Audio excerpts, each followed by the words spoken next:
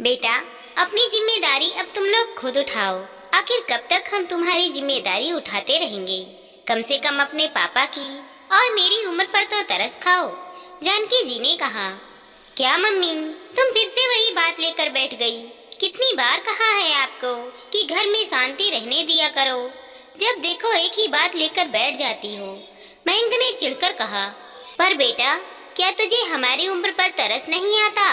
हमने पहले भी सारे काम किए हैं और अभी भी तुमने काम की सारी जिम्मेदारी हम पर डाल रखी है।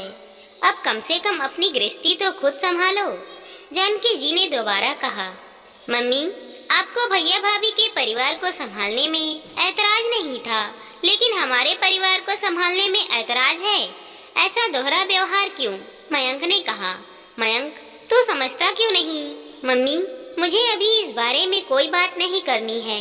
आपको टिफिन देना है तो दे दीजिए, वरना हम बाहर ही कुछ खा लेंगे। जब देखो बस काम धंधे के टाइम पर आप ये बातें लेकर बैठ जाती हो।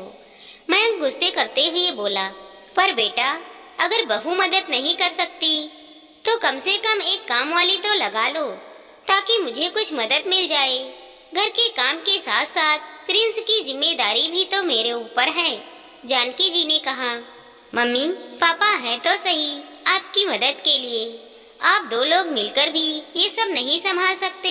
मयंक ने कहा। मयंक, मुझे देर हो रही है, चलना है तो चलो, वरना मैं कैब से रवाना हो जाऊंगी। अचानक बहू गरिमा ने अंदर से आते हुए कहा।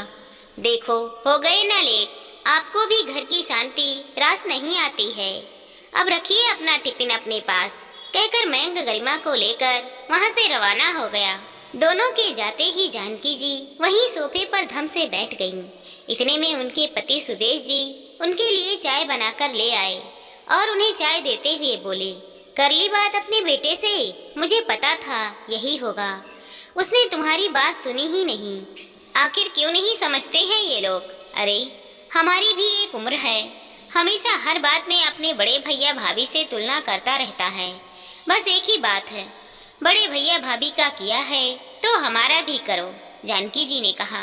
अरे, तुम पहले चाय तो पी लो, ये सब बात हम बाद में करेंगे, कहकर सुदेश जी उन्हें चाय देकर अपनी चाय लेकर बैठे ही थे कि इतने में प्रिंस के रोने की आवाज आ गई। लो पी लो चाय, जानकी जी ने कहा और उठकर प्रिंस के पास चली गई। सुदेश जी वहीं सोफे पर बैठकर सोचने लगे, कुछ ना कुछ तो अब करना ही पड़ेगा, भला ऐसे कैसे काम चलेगा। बेटे बहू तो नौकर रखने के पक्ष में भी तो नहीं थे और उनकी उम्र का लिहाज भी नहीं कर रहे थे। सुदेश जी और जानकी जी के दो बेटे थे। बड़े बेटे बहू समीर और मनीषा दूसरे शहर में रहते थे, जो नौकरी के कारण दूसरे शहर में 8 साल पहले ही शिफ्ट हुए थे। इससे पहले वो लोग यही सुदेश जी और जानकी जी के पास रहते थे। तब मयंक की शादी नहीं हुई थी। समीर और मनीषा की शादी समय पर हो गई थी। उनके 2 जुड़वा बच्चे थे। मनीषा भी नौकरी करती थी, इसीलिए उस समय जानकी जी और मनीषा ने मिलकर सब कुछ संभाल रखा था। मयंक की शादी के कुछ दिन बाद ही समीर और मनीषा दूसरे शहर में शिफ्ट हो गए। एक तो मयंक की शादी लेट हुई, ऊपर से शादी के 5 साल तक मयंक और गरिमा ने अपने करियर के कारण बच्चा ना करने का फैसला किया। आखिर इन सब में माता पिता की उम्र थोड़ी ना रुक रही थी। अब दोनों ये उम्मीद करते थे कि जैसे भैया भाभी के लिए मम्मी पापा ने सब कुछ किया, वैसे हमारे लिए भी करें। पर दोनों ये दिमाग नहीं लगाते थे कि मनीषा घर पर रहकर ही जानकी जी के साथ घर संभालती थी, पर गरिमा तो नौकरी करती है और यदि इस बारे में जानकी जी कुछ भी कहती हैं तो दोनों यही जवाब देते हैं कि बहू नहीं है तो क्या हुआ, अब पापा जी घर पर ही तो रहते हैं, अभी भी तो आप 2 लोग ही हो। खैर शाम को जब मयंक और गरिमा घर पहुँचे तो सुधीर जी अपना और जानकी जी का सामान पैक करके तैयार थे।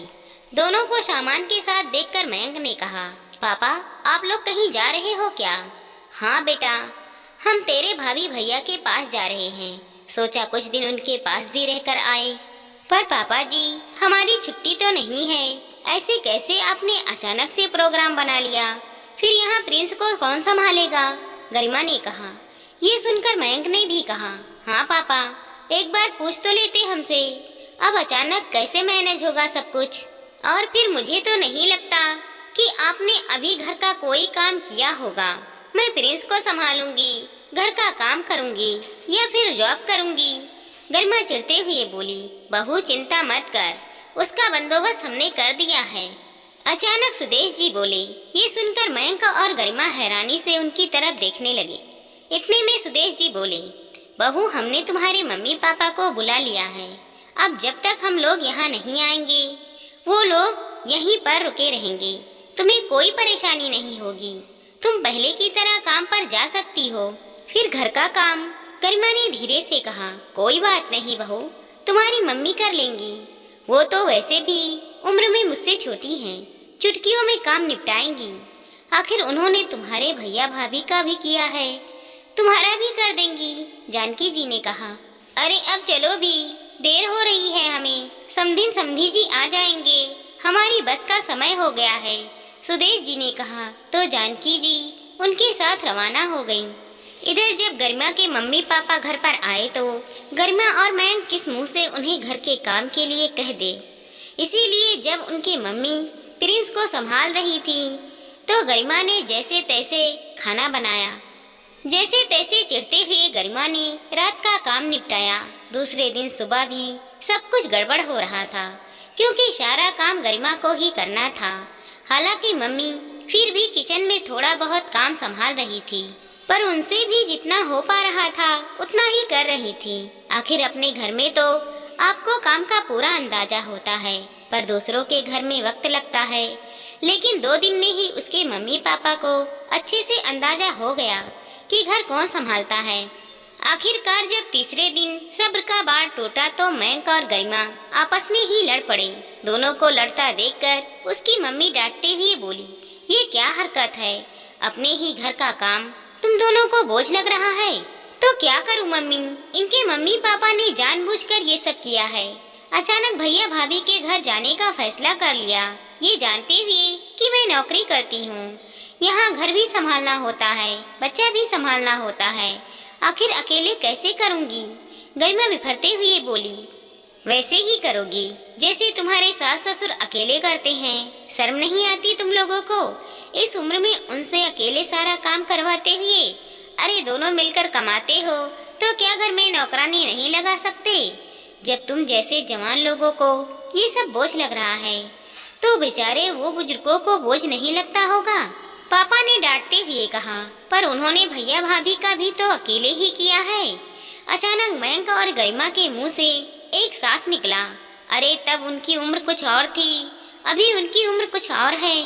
आखिर जब मम्मी पापा ने डांटा तो दोनों को अपनी गलती का एहसास हुआ और उन्होंने घर में काम करने वाली रख ली। आखिर 1 हफ्ते बाद जब सुदेश जी और जानकी जी घर आए तो घर में काम वाली को देखकर खुश हो गए। आखिर मयंक और गरिमा ने अपने किए के लिए माफी मांग ली। दोस्तों, हमारी इस छोटी सी कहानी को लाइक करें, शेयर करें और चैनल पर नए हैं तो सब्सक्राइब करें। मिलते हैं अगले वीडियो के साथ, तब तक के लिए धन्यवाद दोस्तों।